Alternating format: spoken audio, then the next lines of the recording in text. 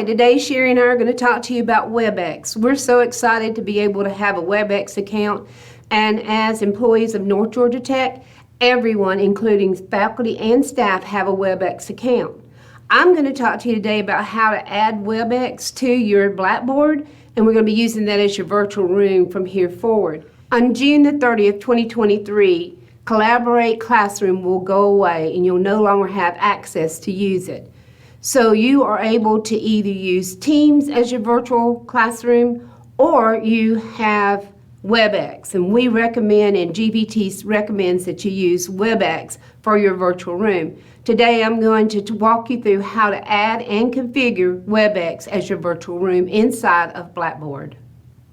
After Sam demonstrates how to add Webex to the virtual room within Blackboard, I will demonstrate how to access Webex online, download the application, and also how to schedule a meeting. In this video, I want to show you how to add Webex to your Blackboard LMS courses.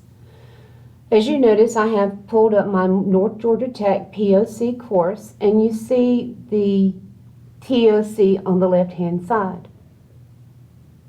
If I go down to Virtual Room and click, Class Collaborate Ultra is available. Class Collaborate Ultra will no longer be available after June 30th of 2023. Therefore, the virtual link room needs to be changed from Class Collaborate Ultra or Collaborate Ultra to Webex or to Teams. GVTC recommends that for your virtual room, Webex should be used. The first thing to do to set up Webex in your course is to delete the virtual room link, which will disable the Class Collaborate or the Collaborate Ultra sessions. Mouse over the chevron to the right of Virtual Room, click, select Delete, delete from the menu, and delete again. Now the virtual room is deleted and it needs to be added back. Go to the top left corner of the TOC, hover over the plus, click on Tool Link, name it Virtual Room. In the type, use the drop down, scroll till you see Webex, click, Available to Users, Submit. Now the new Webex virtual room link has been created. The virtual room link needs to be moved up by mousing over the left side, getting a four-headed arrow, using left mouse and drag up. Now the TOC is in the correct order. Now that the virtual room link has been created with Webex, the next thing that needs to be done is to set up the educational connector. Click on Virtual Room and you will see that there is a Setup tab. On this Setup tab, you will have several options. The first one is Classroom Collaborate, where you can send messages to your students. Be sure to click that. Virtual meetings are the meetings that you set up to have with students. You will have that opportunity by clicking on Virtual Meeting.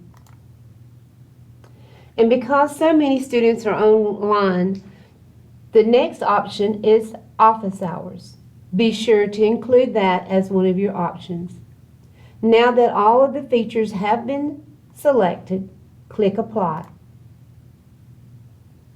The next option is Time Zone. By default, it is the Eastern Time Zone.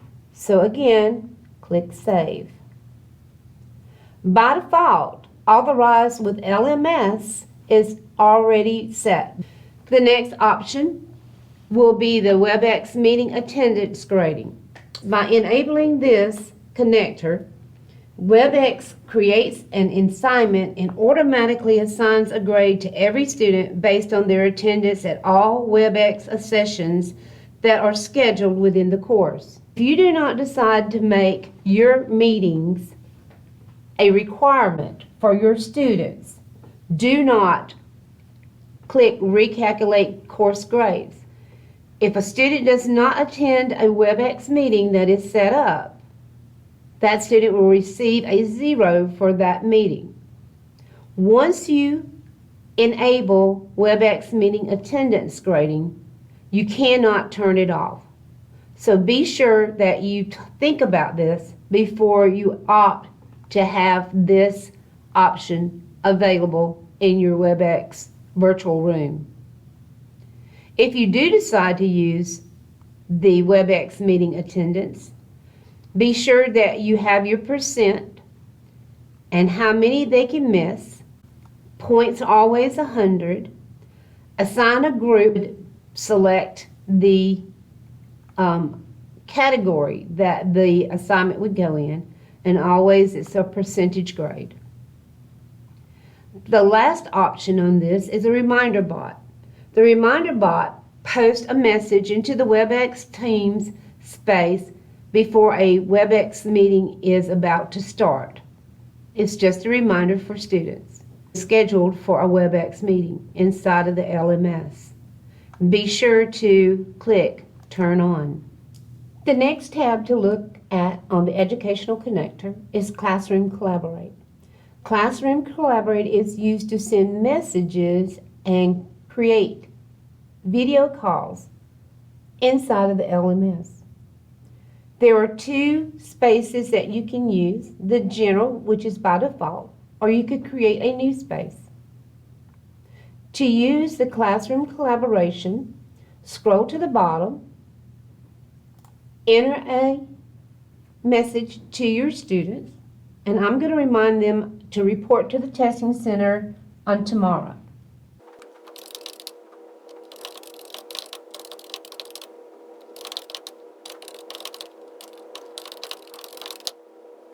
Once I have typed my message, I can hit enter and the message is displayed.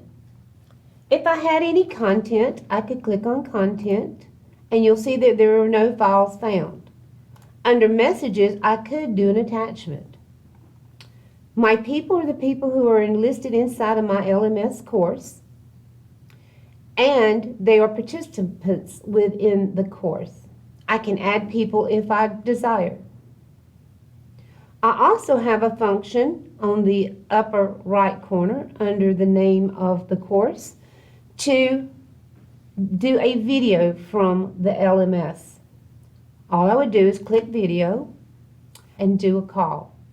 The next tab under the Educational Connector is Virtual Meetings.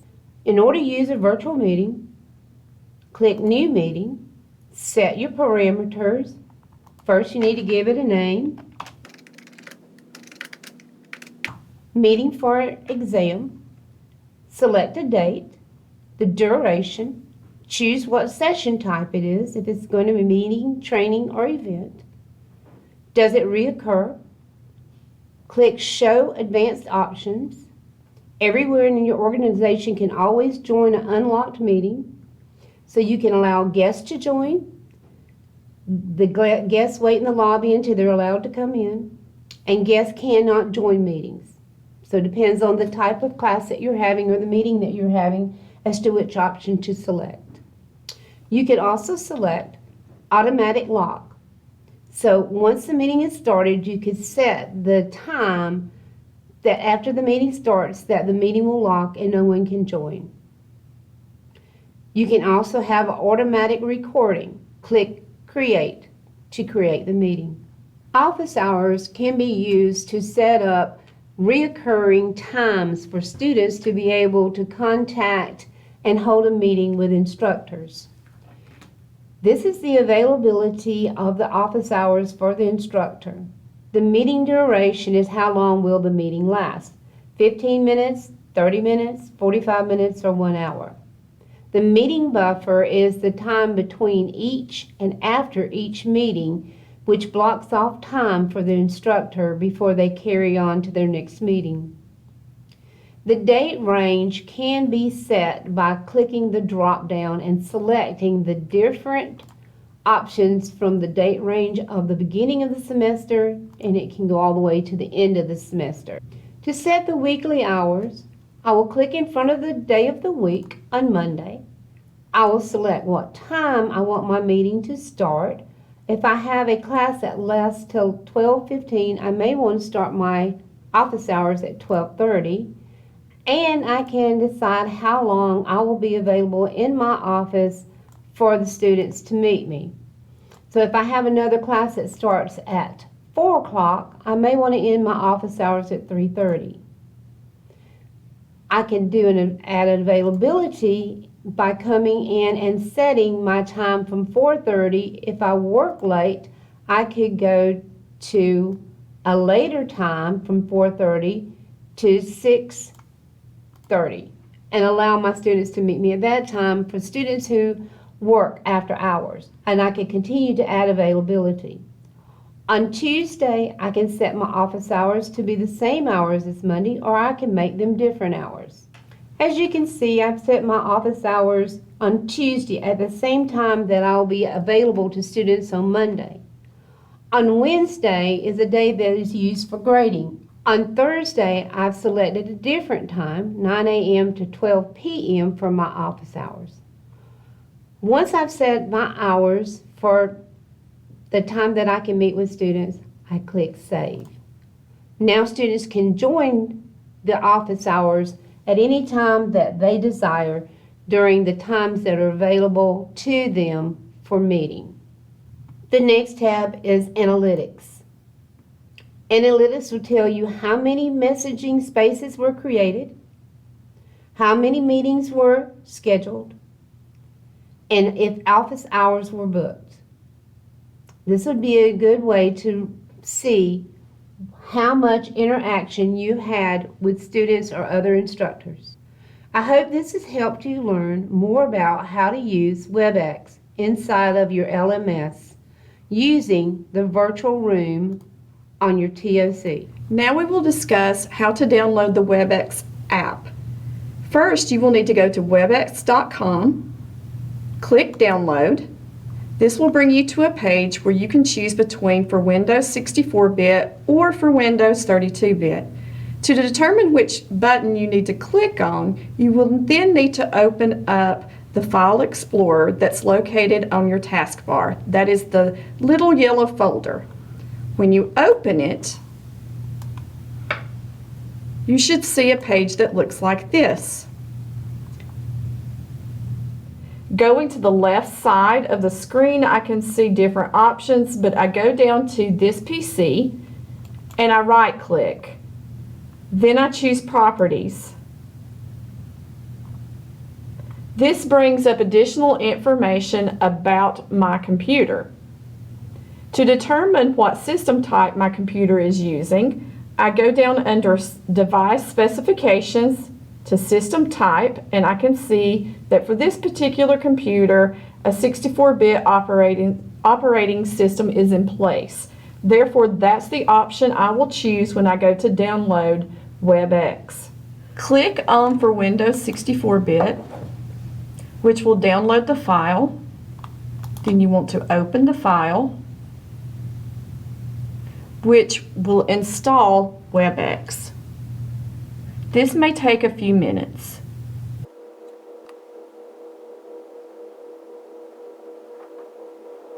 After Webex has installed to your desktop, you will see the important notices and disclaimers. Please read this and then click Agree.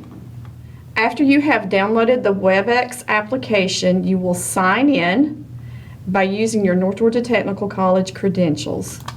Just click on the button, enter your email, click Next, and this will bring you to the page where you do have to sign in again with your username.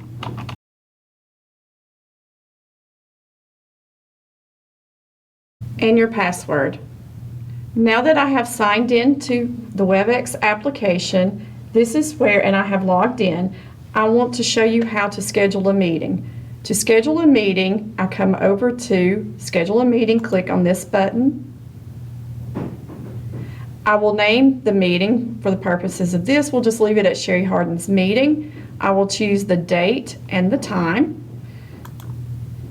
Clicking on the chevron gives me a menu where I can choose what time I want to schedule my meeting. So I'm going to schedule one for 11:30. It automatically populates a time over to the right. Meetings can be scheduled for up to 45 minutes. You need to make sure that you are on the Eastern time zone. Here is the meeting link if you would like to share it. You can generate a one-time meeting link, or you can use your personal room link. You can even have a password for your meeting and provide a description for your meeting. After you do all of those things, if I just want to invite one person to the meeting, I would then come up and enter that person's email address and click, and you will see on the right side of the page the people who are invited to the meeting. Right now it's just me and Sam. After I do those things, or let's say that I make a mistake, I can remove the person by either clicking on this X, or I can remove all invitees by clicking here on this link. Now that I have everything set, I click Schedule. After the meeting has been scheduled, whoever you invited to the meeting will receive an email notification. If you have any questions or need assistance, please feel free to contact Sam or myself, Sherry Hardin.